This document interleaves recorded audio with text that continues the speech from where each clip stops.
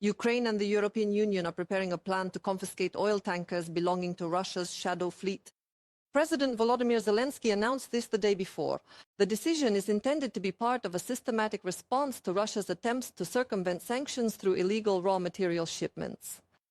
The head of state welcomed France's detention of a Russian tanker from the shadow fleet. The vessel was transporting not only Russian, but also Iranian oil. Accomplices. Russia and the Iranian regime, even in matters like the shadow fleet, they practically share everything.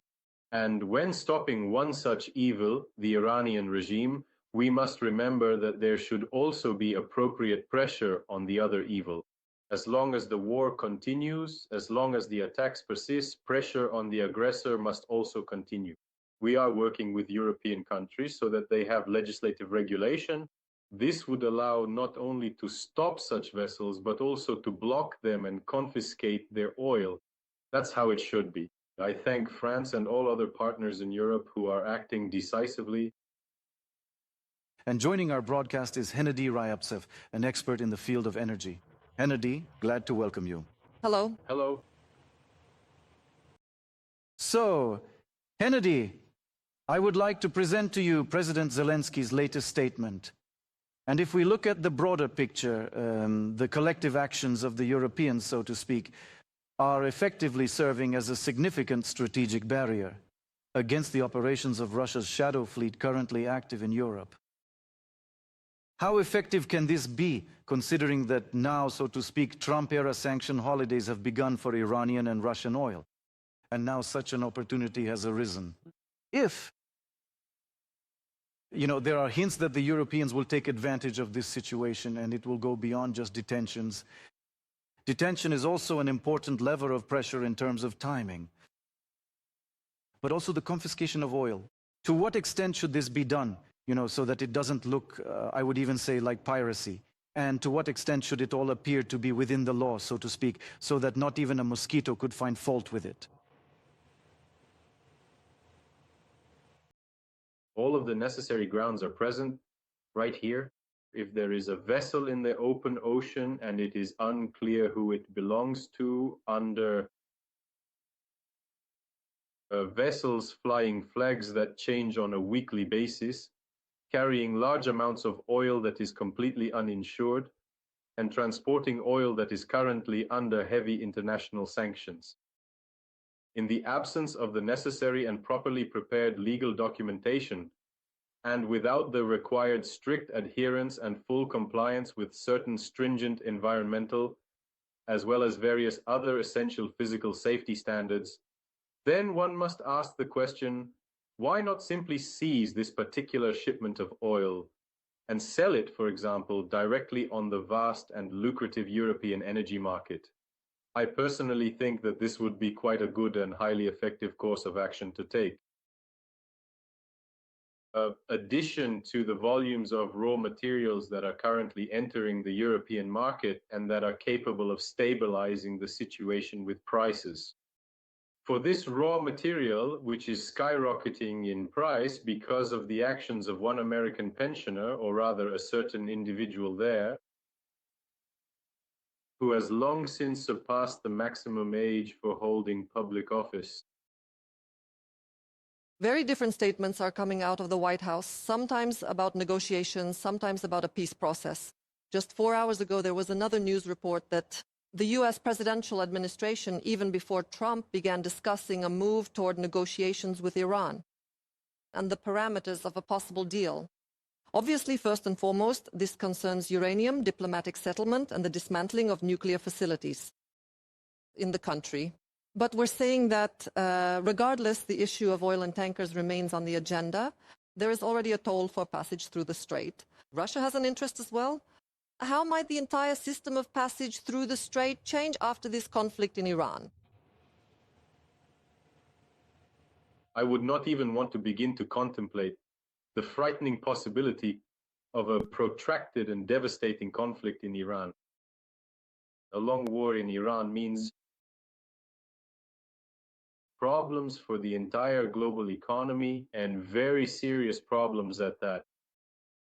because Iran does not operate as a leader-centric state. It is not a nation where the entire political system would suddenly collapse following the death of its supreme leader, because it functions through various established institutions instead of just one person. We see that this is not happening and will not happen. In order to effectively engage or interact with an ideologically driven sovereign state, by this, we specifically mean a state that can continue to function and operate, even if there is no centralized authority or single point of decision-making. This is such a state. You can't just overwhelm it with brute force bombings or strikes on some key targets. You can't destroy it or defeat it. Furthermore, in my personal opinion, the individuals working within the United States administration did not even fully realize just how incredibly complex and difficult the task actually was. The very task whose details they didn't even share with their allies. Trump said it was a secret. When he was asked at a meeting with the Prime Minister of Japan why they hadn't shared their plans for a strike related to the war, and in general, any information about their intention to strike Iran together with their NATO allies. Well, it's a secret. Well, then, if it's such a secret, then go ahead, deal with oil prices, deal with gasoline prices at American gas stations, which are far from what President Trump promised his voters. That's why it's necessary to end this war as soon as possible. Under what conditions is very hard to say, since the American storytellers are still spinning their tales over there. Once again, I emphasize, their place, along with the Kremlin storyteller, is somewhere out on a bench by the shed. They should be gathering their grandchildren around them and telling them fairy tales. The same kind of tales they're telling their voters right now, regardless of whether we are talking about the President of the United States of America and the citizens he represents, or if we are discussing the official President of the Republic of Trusia. This is precisely the reason why it has now become absolutely essential for every one of the interested and involved states, starting first and foremost with the various nations and countries situated within the Middle East region, to put pressure on the American administration, demanding that it end military actions as quickly as possible and agree to resume crude oil supplies.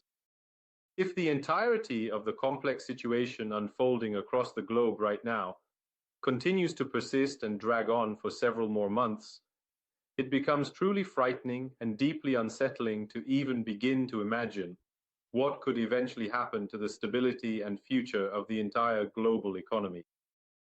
Therefore, stopping the conflict is absolutely necessary, and in my opinion, everyone is interested in this, including the oil exporting countries. The one and only political entity that remains completely uninterested in bringing a final conclusion to the war, of course, is the Russian Federation, which continues to benefit and profit quite substantially from all of this, including thanks to the fabrication of entirely new and deceptive fairy tales about the situation. These are the stories now being told by the kind uncles in Washington who promised to lift all the sanctions imposed on the aggressor state, just so that the gas at their stations will once again cost less than $2 per gallon. Gennady, let's dive into the adventures of liberated oil, Russian and Iranian. You know, it's like this. Maybe this is an inappropriate question. Won't these liberated Russian-Iranian oils, the Iranians among themselves, end up competing with each other? And how far could this go now that Trump has given such sanction holidays for Iranian oil, for Russian oil? Or are we talking here about the oil that's stuck at sea on tankers? And after that, will everything, so to speak, fall back into place? For now, indeed, we're talking about the oil that's on tankers, and there isn't that much of it. The Russians and the Iranians each have about 140 million barrels of this oil, while in total there's more than 1 billion barrels. That's how many barrels are currently in the world's oceans. Of course, that's just a drop in the ocean. or rather 2 drops in the ocean. Naturally, this won't change everything. It won't make a difference on the global market. However, if Iran manages to reach an agreement with the United States to lift sanctions in exchange for, say, halting its nuclear program, then without a doubt, this would increase the volume of crude oil on the global market, yes, and then Iranian oil would indeed become a direct competitor to Russian crude on the Chinese market, the Indian market, and generally in the markets of Southeast Asia. And this, without a doubt, is something the Kremlin does not like. And by talking about or supporting Iran, the Russian Federation will undoubtedly do everything it can to prolong this war for as long as possible. This specific strategic reason is exactly why it continuously provides detailed tactical intelligence for precision strikes by Iranian drones, which are primarily used for targeting various Middle Eastern countries, rather than American military bases, since their exact locations are already well documented and publicly known, but rather those specific sites that are currently being monitored are particularly sensitive and significant for the nations of the Gulf region, especially for the major oil exporting countries such as the Kingdom of Saudi Arabia, the United Arab Emirates, and Qatar, which serves as the primary supplier of liquefied natural gas throughout the entire region, as well as Bahrain and various other neighboring states. The extraction and industrial processing sectors have currently been forced to a complete standstill, primarily because everyone is deeply terrified of those 50 miserable and destructive Iranian drones, which this state continues to launch on a daily basis. Interesting. No, well, I always compare the situation to Ukraine, where every single day we have a couple hundred Shaheds flying over us, and thanks to the defense forces, quite a few of them are shot down. Most of them, in fact.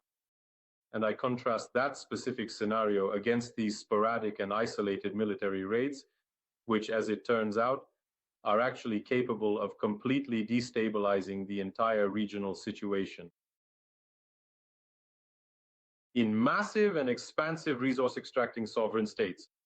And this only serves to further confirm the sobering reality of just how completely unprepared the modern world remains today for any kind of armed conflict or large-scale war. Furthermore, it highlights how incredibly dangerous even relatively small-scale regional conflicts can be, especially when compared to massive global ones. It shows just how truly perilous and unpredictable these situations are for everyone involved. They're exceptionally hazardous and life-threatening, not only for the individuals actively engaged in these wars, but for every single person in the surrounding areas as well. It is fundamentally impossible to ensure any kind of isolated conflict in our modern world, a localized war that somehow manages not to affect anyone except the specific opponents directly involved in the fighting. The reality is that violence spreads far beyond borders, and the ongoing devastating war in Iran serves as undeniable tragic proof of that inescapable global interconnectedness. It is absolutely and utterly impossible to do it simply with the wave of a magic wand. It is completely impossible with just a single short tweet posted on your own social network. It remains impossible after making this or that public statement, or by constantly repeating the same old mantra about having the most powerful military force in the entire world. To accomplish what simply cannot be done, namely, the monumental task of bringing a nation down to its knees, an ideologically hardened state. A nation of such vast proportions, maintaining a wide array of its very own rapid response security forces and highly substantial military armed forces. In other words, the approaches must be completely different. Furthermore, similar strategic approaches are currently being actively attempted by our European allies, specifically in relation to the Russian Federation, which, much like the nation of Iran, simply cannot be overcome or defeated through the use of military means alone, even by the most powerful forces in the world, the world's #1 army. Gennady, thank you for joining us. Thank you for this conversation. Gennady Ryabtsev, an energy expert, was in touch with our studio.